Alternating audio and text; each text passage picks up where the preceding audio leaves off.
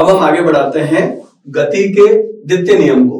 गति का द्वितीय नियम बल को परिभाषित करता है और इसके अनुसार ये बताया गया कि किसी भी वस्तु पर लगने वाले बल का मान संवेग में परिवर्तन की दर के समानुपाती होता है। कहने का मतलब संवेग में परिवर्तन की दर को अगर चेंज करेंगे तो बल का मान भी चेंज होगा। इसको ध्यान से समझें। कोई पूछे कि ये गति का द्वितीय नियम किसको परिभाषित करता है, तो आपका जवाब होगा बल को परिभाषित करता है। पहली बात, इस नियम के अनुसार क्या बताया गया कि बल का मान संवेग में परिवर्तन की दर के समानुपाती होता है। अर्थात हमें कह सकते हैं कि बल जो है वो संवेग में परिवर्तन की दर के समानुपाती होगा। दर मतलब समय का भाग देना होता है फिजिक्स में। इससे हम आगे जाके F = ma को प्रूव करेंगे। जो फोर्स या बल का फॉर्मूला होता है F = ma। m द्रव्यमान है और a त्वरण है। यहां पर गति के द्वितीय नियम को आगे बढ़ाते हैं हम। बल का मान संवेग में परिवर्तन की दर के समानुपाती बताया। समानुपाती चिन्ह लगेगा यहां पे, प्रोपोर्शनल साइन जिसे कहते हैं। संवेग में परिवर्तन की दर को delta P upon delta T से डिनोट कर सकते हो आप। यहाँ पे समानुपाती चिन्ह को जब आप हटाएंगे तो यह K लगेगा। समानुपाती चिन्ह को जब भी हटाया जाता है तो K लगेगा। K को बोलते हैं समानुपाती नियतांक या स्थिरांक। क्या कहेंगे आप इसको? समानुपाती स्थिरांक या नियतांक, दोनों कह सकते हैं। प्रयोगों से इसका मान 1 होता है, तो प्रयोगों से 1 अगर इसे लेंगे तो F = क्या होगा? Delta P upon delta T हो जाएगा। यहाँ P क्या है? संवेग है। अब दो प्रकार के संवेग काम आएंगे डेल्टा में, एक अंतिम संवेग और एक प्रारंभिक संवेग। वस्तु का प्रारंभिक वेग u मान के चलते हैं अपन, तो प्रारंभिक संवेग होगा m गुणा u। वस्तु का अंतिम वेग अगर आप v मान के चलेंगे तो यहां पर जो संवेग चल रहा है, अंतिम संवेग जो होगा, अंतिम संवेग v2 बराबर m गुणा v हो जाएगा। प्रारंभिक समय हमेशा जब भी घड़ी देखते हैं तो 0 से चालू होती है। स्टॉप वॉच जो देखते हो तो 0 से चालू होती है। तो प्रारंभिक समय 0 सेकंड और अंतिम समय t सेकंड मान के चल रहे हैं अपन यहां पर। ये समय, ठीक। प्रारंभिक समय कितना माना? 0 सेकंड और अंतिम समय कितना मान के चल रहे हैं हम? t सेकंड मान के चल रहे हैं। हम आगे बढ़ाते हैं इसको। पहली विधि में हम डेल्टा काम में ले रहे हैं और दूसरी विधि में हम अवकलन काम में ले रहे हैं। पहली विधि को देखिए, F समानुपाती delta P upon delta T। संवेग में परिवर्तन की दर मतलब समय का भाग देना था। के प्रयोगों से कितना मिला? 1। यहां पर P2 माइनस P1, डेल्टा का मतलब होता है परिवर्तन निकालना। अंतिम माइनस प्रारंभिक बटे अंतिम माइनस प्रारंभिक। अंतिम संवेग mv हुआ, प्रारंभिक संवेग mu हुआ, अंतिम समय t था, प्रारंभिक समय अपने क्या माना? 0। तो यहां पर F का जो फॉर्मूला चल रहा है F बराबर mv minus mu t minus 0। आप m को कॉमन ले लो। m को कॉमन लेते क्या हो गया? v माइनस u बटा t। वेग में परिवर्तन की दर को त्वरण कहा गया है, तो m v माइनस u बटे t को क्या लिख देंगे? a। प्रयोगों से k का मान कितना मिल चुका था? 1, तो k काम आएगा ही नहीं, तो F बराबर ma फॉर्मूला बन गया। सेकंड मेथड क्या बताता है? देखिए, सेकंड मेथड में यह है कि बल का मान संवेग में परिवर्तन की दर के समानुपाती बताया, लेकिन यहां पर जब हम समझ रहे हैं, यहां पर संवेग में परिवर्तन की दर को किस रूप में लिखा गया है? अवकलन के रूप में। अवकलन इसके पहले वाले चैप्टर में आप पढ़ चुके हो। dp बटे dt का मतलब क्या होता है? संवेग का समय के सापेक्ष अवकलन है ये। समानुपाती चिन्ह को हटाया तो k लगाया। प्रयोगों से k का मान कितना मिला था? 1, तो k का मान 1 रख सकते हो आगे जाके। F बराबर dp अपॉन dt लिखा। यहां जो p है, p जो अपन कर रहे हैं, उस p को क्या कहोगे आप? p को हम बोलते हैं संवेग, ठीक। संवेग लिखा। m नियत पद होने की वजह से m नियत पद होके क्या आ जाएगा? अवकलन के आगे आ जाएगा। dv अपॉन dt को आगे जाके क्या लिख सकते हैं? त्वरण। तो F बराबर ma सिद्ध हो गया। दोनों मेथड, ये ध्यान रखिएगा, ये किसको बता रहा है? डेल्टा के आधार पर परिवर्तन को बता रहा है और ये अवकलन के आधार पर परिवर्तन को बता रहा है। दोनों मेथड में से कोई सा भी मेथड आप एग्जाम में कर सकते हैं। और एक बात ध्यान रखिएगा कि डेल्टा जो होता है, अगर समय की लिमिट जीरो की ओर चल रही हो तो ये डी में चेंज हो जाता है। डेल्टा, आप इसे डेल्टा कहेंगे, और जब ये आगे जाके ये हो जाएगा तो ये कौन सा प्रोसेस हो जाएगा? अवकलन की प्रक्रिया हो जाएगी।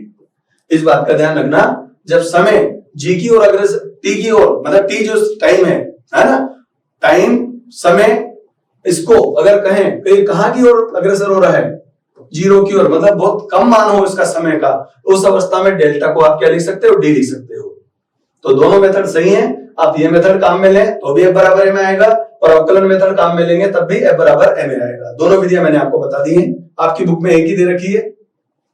आप इन नोट्स को लिख भी सकते हैं आगे। इसके बाद ये जो हमने गति का द्वितीय नियम पढ़ा, इस गति के द्वितीय नियम को कैसे काम में ले सकते हैं? ये चित्र आप देख रहे हैं, इस चित्र में गति के द्वितीय नियम के उदाहरण को काम में लेकर हम बल को अगर घटाना है तो समय को बढ़ा दीजिए, तो इससे क्या होगा कि हमारे पास, जैसे गेंद को कैच कर रहे हैं तो खिलाड़ी क्या करते हैं? कैच करने के बाद हाथों को पीछे की ओर ले जाते हैं, जिससे क्या हो जाता है? समय बढ़ जाएगा। समय बढ़ जाने के कारण क्या होगा? हाथों पर लगने वाला बल कम हो जाएगा। इसलिए प्रशिक्षित व्यक्ति या अनुभवी खिलाड़ी हमेशा कैच करने के बाद में हाथों को कहां ले जाएगा? पीछे ले जाएगा। ये देखो, आप कैच किया और हाथों को पीछे की ओर ले जाना, इससे क्या हो गया? समय तो बढ़ जाएगा और हाथों पर लगने वाला बल कम हो जाएगा। ये चित्र में समझाया गया है। बल केवल समय में परिवर्तन पर निर्भर नहीं करता, बल्कि इस बात पर भी निर्भर करता है कि तीव्रता कितनी है।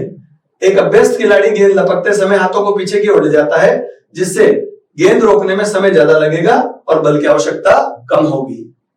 ठीक, आगे हम बढ़ाते हैं। गति का तृतीय नियम। गति का तृतीय नियम क्रिया प्रतिक्रिया का नियम कहलाता है, और यह बल के गुण को दर्शाता है। एक बात और ध्यान रखना, ये किसको दर्शाएगा? बल के गुण को। ठीक, और गति का प्रथम नियम जड़त्व को समझाता है। गति का प्रथम नियम जड़त्व को समझाएगा, और गति का तृतीय नियम बल के गुण को समझाएगा कि एक बल इधर लग रहा है तो दूसरा उसके विपरीत लगेगा। क्रिया प्रतिक्रिया नियम क्या कहता है? कि प्रत्येक क्रिया के विपरीत प्रतिक्रिया लागू होती है। जैसे सड़क पर चलने के लिए, किसी वस्तु को धक्का देने के लिए, नाव से कूदते समय, तैरने के लिए, बंदूक से गोली चलाने की क्रिया में, सब में क्रिया प्रतिक्रिया है। एक रॉकेट नोदन में होता है, रॉकेट नोदन। रॉकेट नोदन में गर्म गैसों का नीचे निकलना क्रिया और रॉकेट का ऊपर उठना प्रतिक्रिया कहलाता है। अब हम इस नियम को तैयार करते हैं। क्रिया प्रतिक्रिया नियम की बात कर रहे हैं। जैसे मान लीजिए कि ये एक बॉक्स है, इस पर धक्का लगाना क्रिया। अगर ये बॉक्स हल्का है तो आगे बढ़ जाएगा, वो प्रतिक्रिया। बॉक्स अगर ज्यादा भारी है तो व्यक्ति के हाथों पर उल्टी प्रतिक्रिया लगेगी।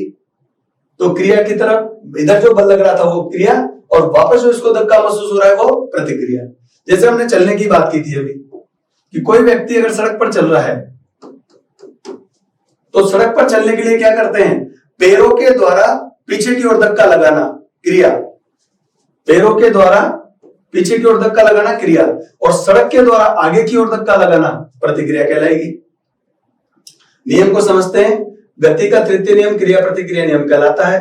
इस नियम के अनुसार प्रत्येक क्रिया के विपरीत प्रतिक्रिया लागू होती है या लगती है।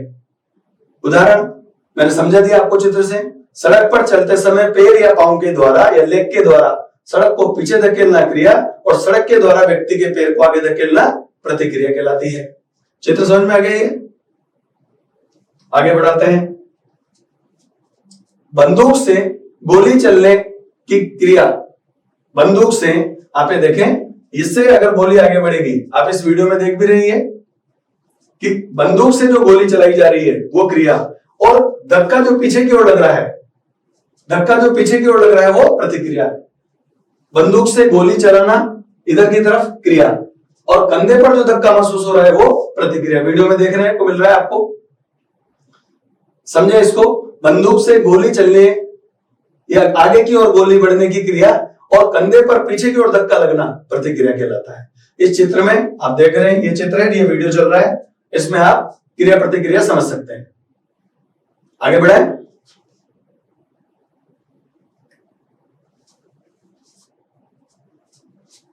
तैराक के द्वारा, तैराक स्विमिंग पूल में कोई व्यक्ति अगर तैर रहा है, स्विमिंग पूल में अगर कोई व्यक्ति तैर रहा है तो हाथों के द्वारा पानी को पीछे की ओर धकेला जा रहा है, वो क्रिया, और पानी के द्वारा व्यक्ति को आगे की ओर धकेला जा रहा है, वो प्रतिक्रिया होती है। आप वीडियो में देख पा रहे हैं कि व्यक्ति अपने हाथों के द्वारा पानी को पीछे धकेल रहा है, क्रिया, और पानी इस व्यक्ति को आगे की ओर धकेल रहा है, उसे हम क्या कहेंगे? प्रतिक्रिया। ठीक है, समझे? लिखा हुआ है तैराक के द्वारा पानी को पीछे धकेलना क्रिया, और पानी के द्वारा व्यक्ति को आगे की ओर धकेलना प्रतिक्रिया कहलाता है। ये एग्जाम्पल नाव से कूदते समय भी कह सकते हो।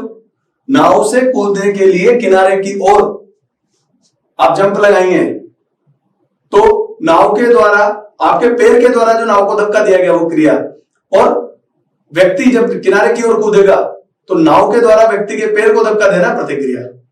रॉकेट नोजल मैंने समझाया आपको। रॉकेट नोजल की क्रिया क्या है? रॉकेट में गर्म गैस से नीचे आती है, वो क्रिया, और रॉकेट अंतरिक्ष की ओर ऊपर उठता है, उसे भी प्रतिक्रिया कर सकते हैं।